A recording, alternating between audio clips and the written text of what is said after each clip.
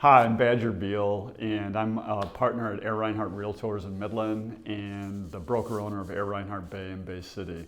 I grew up on the east side of Bay City. In high school, we moved to Midland and went to Midland High, and I ended up here in Midland, married, 2 children, and been super active in the Midland real estate market. And the reason I'm talking here today is that I want other people to be aware to seek out help a lot earlier than I did, as a really late diagnosis with ADHD at the age of 55.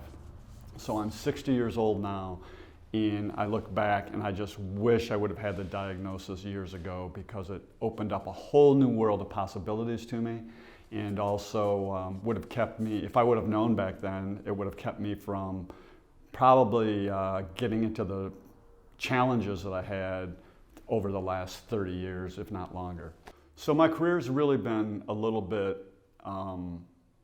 interesting. For me, on the outside, it probably looked like, oh, Badger is the successful realtor. He sold a lot of real estate. You know, I've been reasonably visible in the community. I've done some really interesting and kind of fun stuff. And that was kind of on the surface level. But really underneath it all, there was a lot of pain. And the pain was probably manifested in not ever really feeling the highs of what some people would look at maybe a successful career, and then really never enjoying those. And then also the bouts of depression and alcohol and just overload that I would put on myself for never being good enough. And a lot of this stuff, my family, I'm sure, saw it, but it was hard. And so I felt like for years I was always dragging a plow through life. My career would be huge upward swings of production and success, and then be huge crashes. There were times when I would disappear for a week, 3 weeks at a time. I would just be limping along, putting on a front like I was okay, being in the office a little bit and showing my face just enough to like kind of keep everybody thinking I was really working and present, when in reality I was in a deep trough of depression and just trying to hide from life.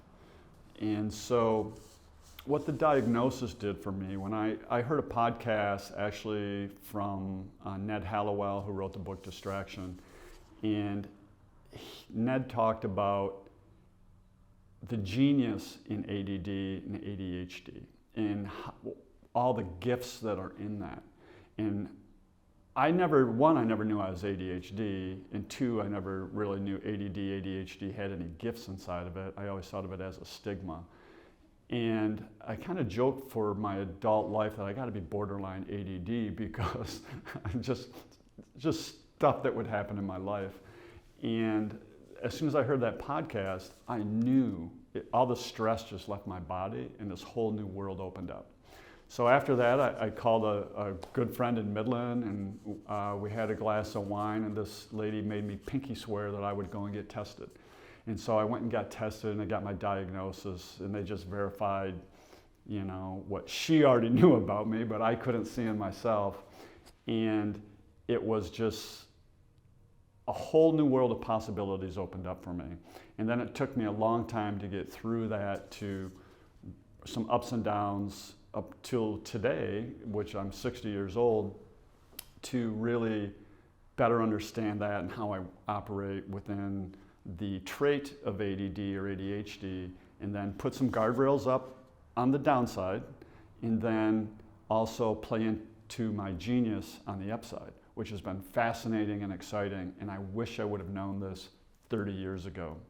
And so actually, I'm hoping to take this now to speak to realtors in the state of Michigan and beyond about get diagnosed and open the world to you the possibilities.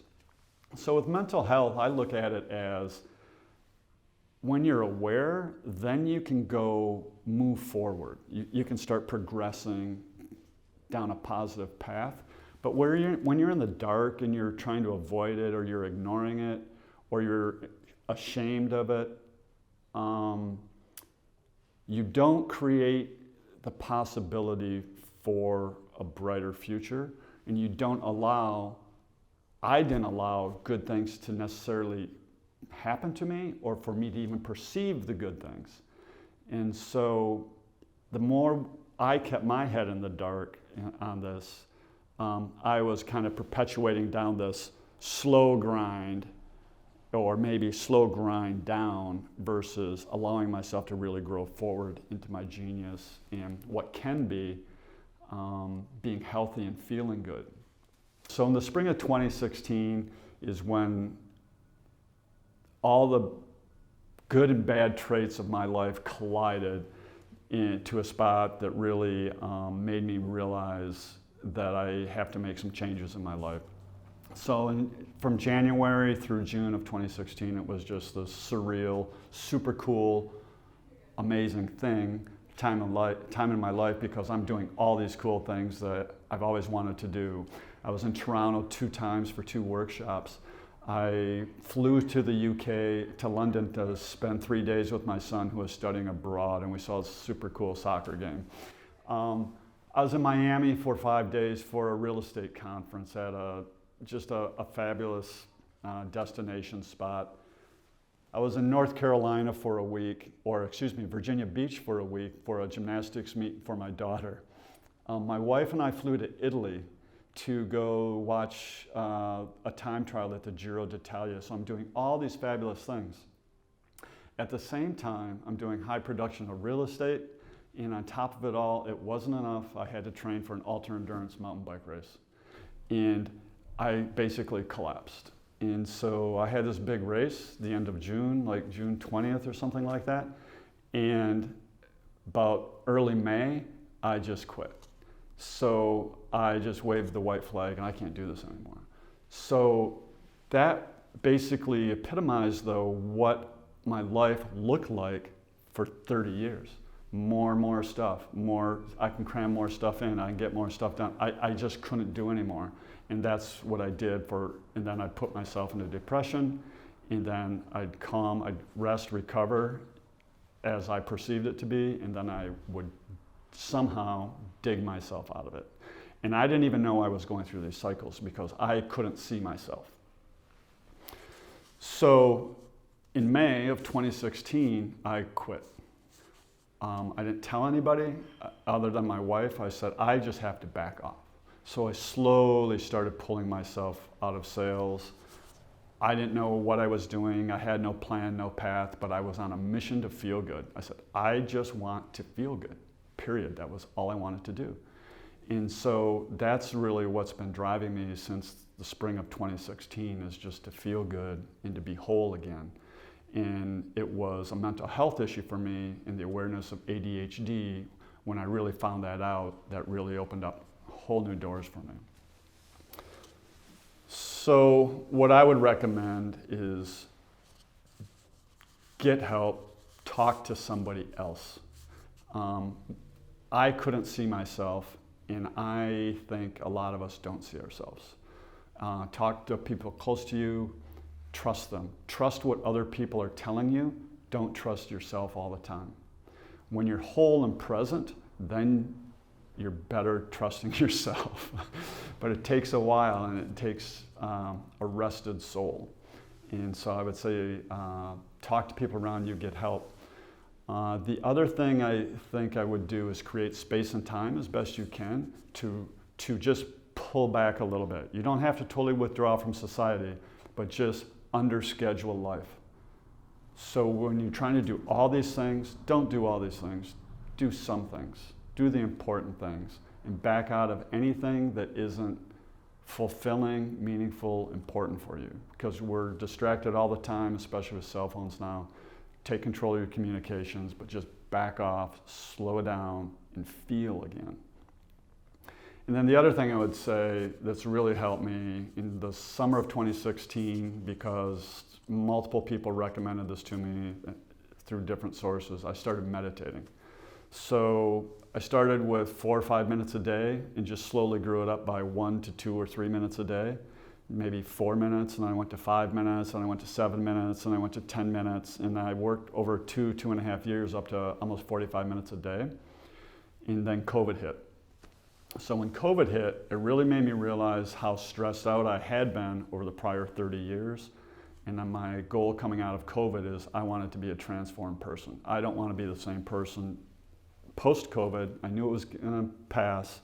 I didn't know how long it would be, but I want to be a different person when I come out of COVID.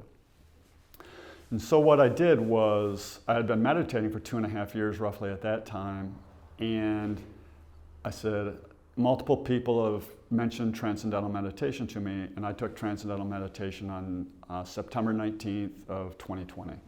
And that was a game changer for me. And so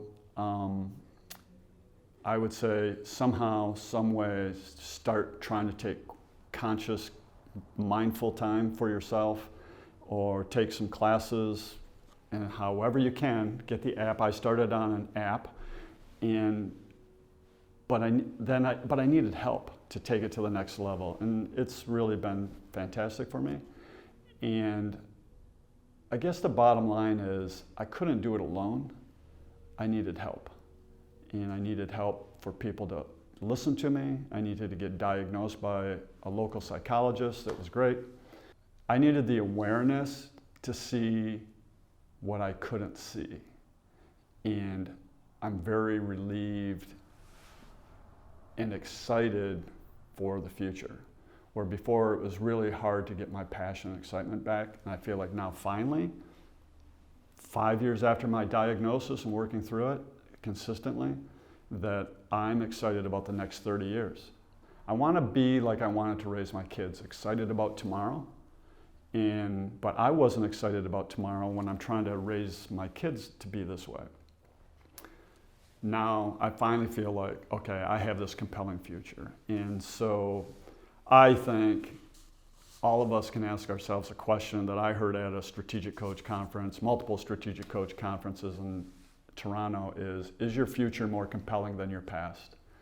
And at what age do we stop asking that question? And I don't know, that's why if you have challenges, talk to somebody.